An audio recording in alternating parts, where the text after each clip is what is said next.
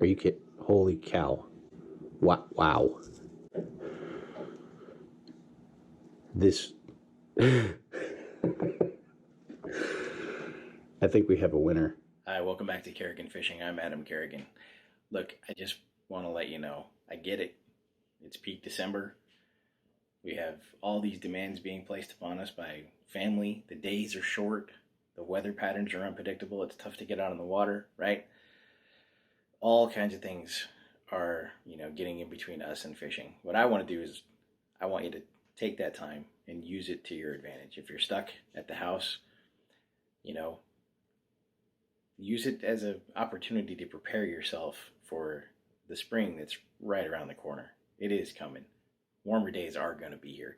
And the last thing you want to do is open that tackle box up on that beautiful April morning and find out that your hooks are all rusty.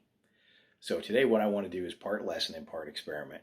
I want to talk about rust removal on our tackle.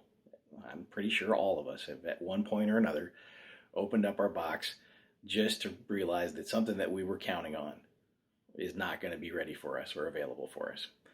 I don't know about you guys, but I also can't believe how much it's costing to buy tackles these days. It's fantastic that maybe more people are out on the water than ever.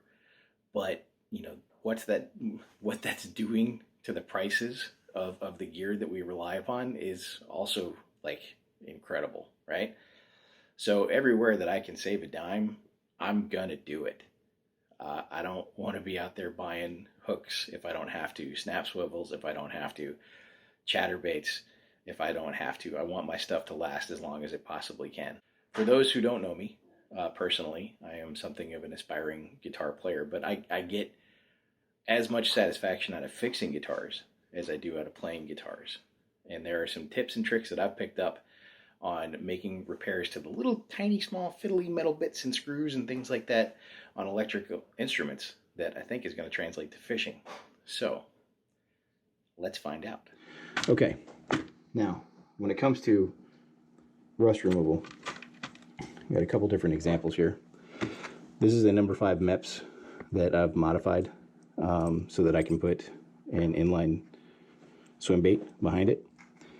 Really good search bait, especially in the earlier part of the spring.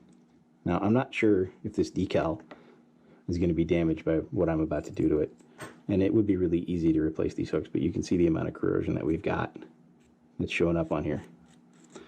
Before I spend a bunch of time with a file trying to save like a 50-cent hook, I want to see if I can kind of take a shortcut, right? So we're going to throw that here in our box, right? Got these little micro crankbait. This one sat in a tackle box that got wet for a little bit too long. We're going to, the hooks themselves are pretty rusty. We're going to take this and throw this in here too. But, we've also got a couple different things that we want to do experiments with. Mostly what we're looking at is the corrosion that's on these hooks. That's small, it's fiddly. It can be expensive and time consuming to replace all that stuff. I'm going to see if this solution works, which is to let these soak for a little while in a solvent material. We also have some, saltwater grade hooks that we're going to throw in here to see how well they do, and some rusty Gamakatsu worm hooks, just for contrast. All right, so we got 3 different slots, right? And we're going to check 3 different solvents. The first solvent that we're going to try to use is regular old, hopefully you can see this, Diet Red Bull, sugar-free. We're going to let this soak overnight, and we're going to see if it actually removes that rust. Now, when I'm taking apart a guitar, this is the chemical that I use to remove rust from old vintage screws or the bridge or the saddles that are on a bridge. I take all that apart, the springs, all the individual components, and I let it soak in this overnight. And if you look at the picture that I post, well, I'll share the picture with you here on the side. It makes a world of difference. The second chemical that we're going to try is just plain old Coca-Cola. This is famous in military circles as a relatively gentle rust remover.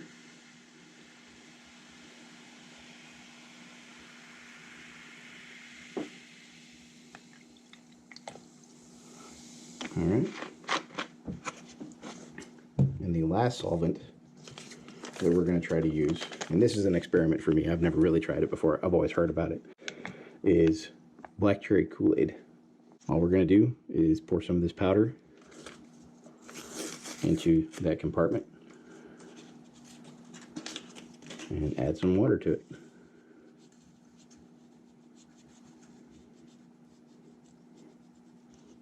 I don't think we need to use a whole packet, but I think I probably did.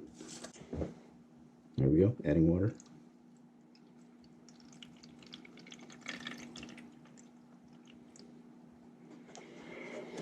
All right, so now we're gonna let this sit, and we'll come back to it tomorrow, and we'll see how well we did. All right, it's time for the big reveal. I've added some additional lures to the mix here, so there's not going to be a super clear before and after on all of these. But just for the record, let's go ahead and start with this micro crankbait. So this one was sitting in the Red Bull. Remember all the corrosion that was on there? When we get in close, I mean, we can see that all of the rust has been removed from the hook. All you have to do is take a paper towel and just kind of wipe this down. Good as new.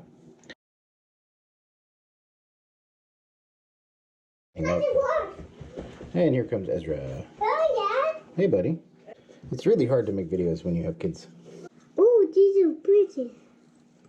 I'll put some WD-40 on this. Oh, these are. Yeah, watch out. Those boo-boos. Hey. You don't need to be handling frogs. Nope. What's this? Look at that. Let's take a look and see what happened with our MIPS. There's some dirt that's trapped under the decal there, but that's not the end of the world. As far as the corrosion is concerned, it's pretty much all gone. Now, what you can do with this is, now that that rust has been removed, you can hit this with steel wool and a little bit of WD-40, sharpen that hook up, and you're good as new.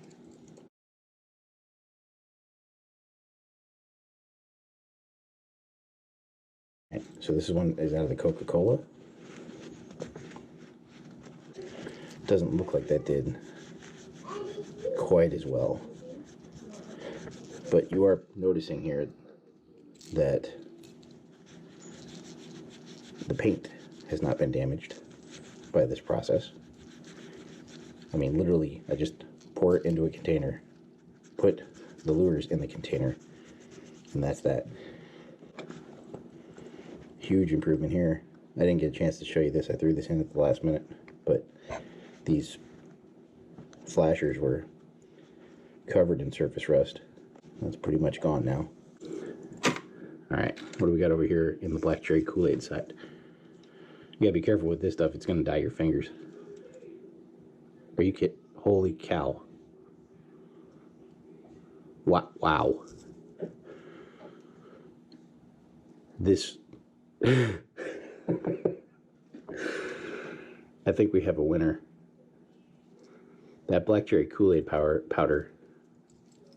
Like, I don't even have to wipe on this at all. Like, it's just clean. That's incredible.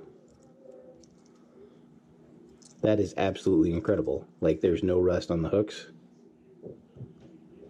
There's no rust on the body. The paint is not damaged at all. Even that clear plastic is, like, absolutely clear. That's wild. Really big wood. Yeah?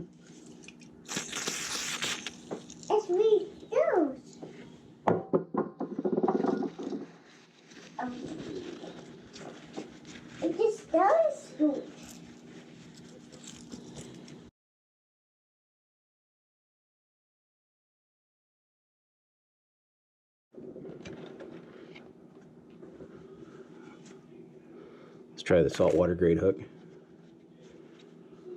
Much more consistent patina, which tells me that this is working far more uniformly than the Coke did. All the rest, wow. Man, that's still sharp as heck.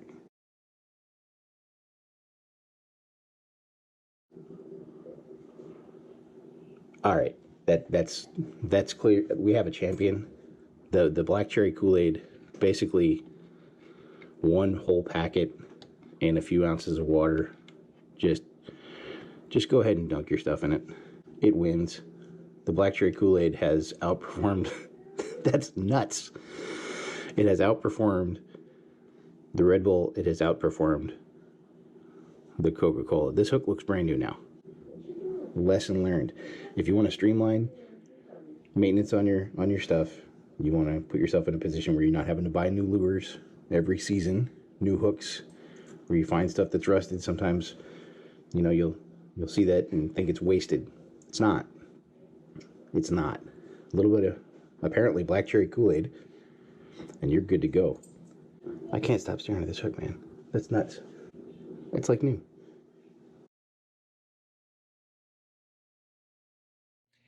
So I would say that actually turned out to be pretty successful. I don't know about you. I definitely learned something going through this. By far, I'd call this a success. Really? What we learned is that gear that you've got that's in your tackle box, those crankbaits, those, spinner baits, even stuff that has small plastics on it, it can be dunked into something that you would normally drink, and that drink will remove the rust. The highest performer by far was that black cherry Kool-Aid powder, which, as it says in the text on the video, like, it makes sense that powder, being concentrated, allows for you to really, really get that citric acid activated in there and attack that rust in a far stronger way than you would be able to attack it with like a normal commercial off-the-shelf beverage. Now, the cool thing is, I think it's probably also the cheapest solution. What is it, 25 cents for one of those packets of Kool-Aid from the store? So, yeah, I hope you learned something from this. I know I did. If you like this kind of content, leave me a message. Maybe you know some tips or tricks or other things that you like to use that allow for you to prolong the life of your lures. I sure would like to hear them. Again, thanks for coming by. Please make sure to click like and subscribe. It's never too late to carry again.